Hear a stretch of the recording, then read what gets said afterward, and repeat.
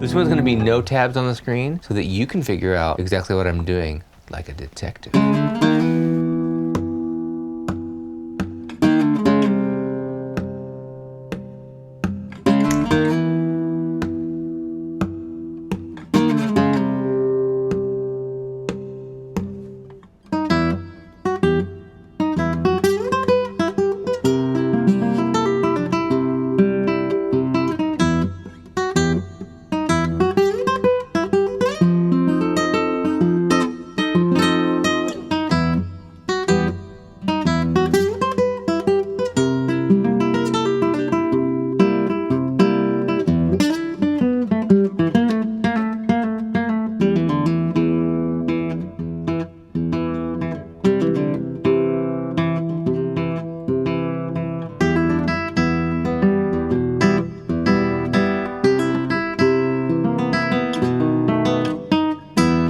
Let's look at the Pink Panther theme. Let's do the melody, maybe put some chords to it, make it simpler if you need to. And there's a lot of really cool blues ideas here and some music theory stuff that you might not know. This song starts out with what we call power chords. Power chord is just any note, or we'll call that the root or like the home base of the chord, and then a perfect fifth. Looks like that. I mean, there's one group of strings where it doesn't work, but every pair of strings, except for these two, the third and the second, we can play a power chord, okay? So we're starting on C sharp, the 4th fret of the 5th string. Play those at the same time. I was doing my thumb, rubbing my thumb over, sliding it up, then I'm going up another fret. So we're going 1, 2, 3, 4 different chords with the same shape. 4th fret, 5th fret, 6th fret, 7th fret, ending up on E. We're in the key of E minor here, starting on a C sharp, which is kind of a jazzy note that we could add to an E minor chord.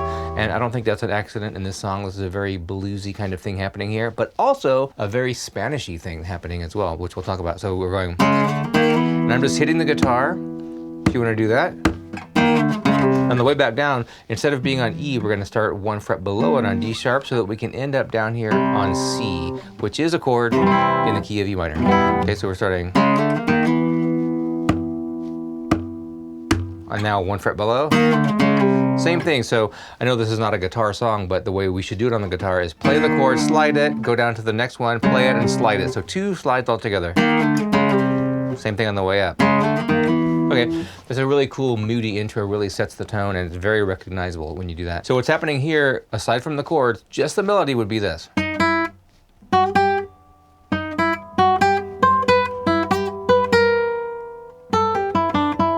Okay, some really cool stuff that's happening there. If we're in the key of E minor, we would expect these chords. E minor, F sharp diminished, okay, that could be a half diminished chord. G major, A minor, B minor, C major, D major, and those are all of our chords. But when we see a B minor chord in the key of E minor and it's a B7 instead, we would expect in the natural minor scale B minor, but B7 is a Spanish kind of thing. That's the harmonic minor scale, and the melody begins on the harmonic minor note, which is D sharp, the raised 7th of the harmonic minor scale in E. So we're going.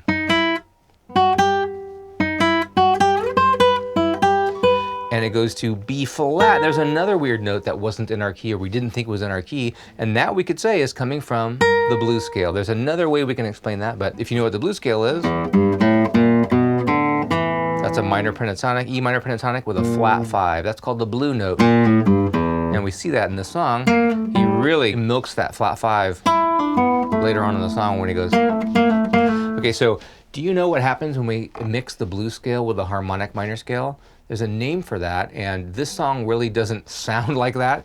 There's a lot of Latin, or certainly like it's Arabic songs for sure, that use this. We could call it the Hungarian minor scale, also called the Gypsy minor scale. That's when we have the harmonic minor scale and we play around with that flat 5. The song that comes to mind is La Comparsita, this Argentine tango. There's that harmonic minor scale with a G sharp in there. I'm in the key of A minor now, and this little thing, there's your flat 5. So you put those two elements together and things sound really Spanish. I don't know what else to call it, like Latin, or that was mixing those two things together. So that's why I think the Pink Panther sounds so cool. And there's that major 6th in there, that C sharp, just at the beginning, that makes things sound so moody and mysterious. So a really cool melody here.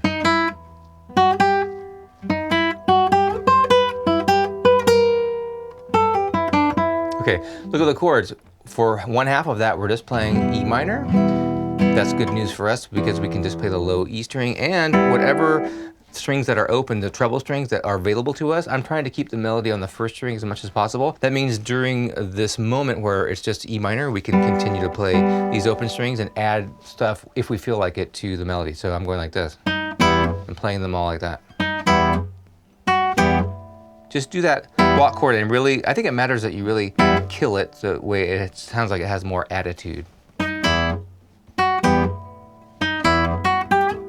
Could do it there too. Now we're gonna go, that note is a new chord. We have C7, so that's gonna be a little bit tough, but we don't have to play the way that you saw me do it, but I'll show you how to do that. It's a C chord, right? And the melody is going. So if you wanna just play C like this, just play the bass note of the chord and go, pretty big stretch. You don't have to have it down yet. But when we get to B flat here, put the C note down and then go. We could also go open string, very minor pentatonic sound there. So C7 could be also played like this. That's the way that I was doing it so that I can get all the notes in there. So you might have seen this before like this, but we play it like this a lot. Certainly in flamenco, you see that, the traditional flamenco stuff. Kind of a big stretch on your wrist, but, and try to keep the chord down. Now I'm only playing these strings because I don't want to play above what the melody note is, which right now is an E note.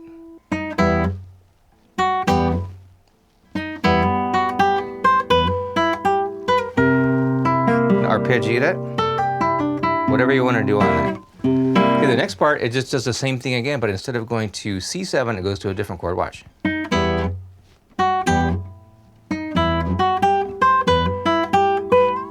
Up to here to an E flat note, F7, F dominant 7th chord. That's a weird one too, but we can use the same exact shape, so that's kind of handy that if we can do this, we can do this. And we just stay on that chord, and we pretty much have the whole thing now, but what is F7 doing in there? This is a weird one. All the Fs are sharp in the key of E minor, you might know that. But if we play B7, like I was saying earlier, look at this. These two notes that make B7 so much want to resolve to E minor or E major are D sharp and A. That's the major third from B7 and a flat 7. But if I played F7, this is also F7.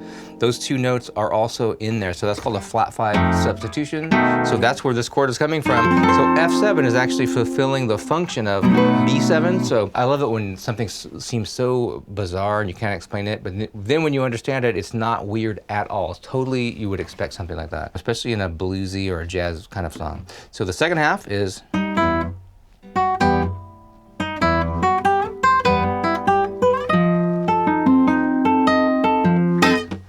lot of room there, a lot of time to kind of strum it how you want to. And now we're going to do this. Play the low E, and we have this great little phrase where he goes. You could also play it an octave higher. And he's really doing that bluesy thing. I love that sound. You've heard that your whole life. And there's so many songs that use that. I could really get sidetracked and all day long play blues scale phrases. They're so cool, and like I said, when you mix it with the Spanishness of the harmonic minor, it's really awesome. So that phrase goes low E because it's an E minor chord, and we're just playing a descending E minor pentatonic scale. So if you want to play that, I'm playing it here and not with open strings as much because I have more control over the strings that way, and I think that's important for this, or it helps me to go for this next part. But you could play it open if you want, going E on the first string open, 3rd fret of the 2nd string, open, same string, down to A, and an entire octave of that scale. That literally is the minor pentatonic scale, every note in it. Okay, and then we're gonna go B flat to A. And this whole song has kind of a shuffle groove to it, a little bit of a triplet feel, although we can also write it with dotted 8th notes and 16th notes, just kind of similar ways to interpret it, but I'm going like this. And then here we could go open. If you're afraid to use your pinky or, that's a tough finger, but I'm going like this with these fingers and then going double pull off. You don't have to do that, just pick them all if you have trouble with pull offs. But right there, it's an E minor chord, so play the low E string with it. Just kind of keeping the groove going here. Now put C in the bass, do the same thing, a little bit of a tighter squeeze. Did a hammer on there. Back to E minor. You can do this as many times as you want. Right? It might be easier though to do it an octave higher, which I did both of them at the beginning here, because it's just our fingers aren't in the way of each other like they might be down here. So I'm going strum E minor, keep the groove, put C in the bass. I like to add, that sounds really weird, but this is like a B7 chord up a fret. So we have a B natural note, which is a major seventh, which shouldn't be in this chord, against a minor seventh of that chord, but it's in the key, right? And it sounds really nasty, but I think it sounds pretty cool. Back to E minor. C. I like to go down, eventually get down to B7 and just go D sharp to E. When you get to E, play all the treble strings and the low E string. And you could also go like this. Kind of hard to get up there sometimes. And that's all of the Pink Panther. Some really cool stuff happening here. And earlier I said that the C7 chord, that there was an explanation for that. Well, C is in the key, but kind of just like this F7, if that makes sense to you. F7 is a substitution for B7. See if this makes any sense. C7 is a substitute for F sharp 7. What in the world would F sharp 7 be doing here? Well, if we have B7, we can get to B7 by going a fifth away and building a dominant seventh chord, which would be F sharp 7. So F sharp 7 wants to resolve to B minor or major. Hotel California does that in reverse. B minor, and then there's that chord, and finally the song's gonna end on, actually that song fades out on the original recording, but when they played it live, they landed on a B minor chord. That's a home bass resolution, right? So if F sharp 7 wants to go to B7 or can go to B7, it's called a secondary dominant. Earlier I was saying F7 is a tritone substitution for B7. Well, C7 could be construed as being a tritone substitution of F sharp 7, and it gets us to B7. It makes your ear kind of want to hear B7. Although, kind of a deceptive resolution, the song goes from C7 to E minor. So like I said, a lot of interesting theory stuff going on in the Pink Panther theme. So that is one way to play the Pink Panther theme for fingerstyle guitar. A lot of great stuff in there, great theory ideas. Now, if you don't understand what the tritone substitution was about that I was talking about earlier, check out this video where I explain that a little more in depth.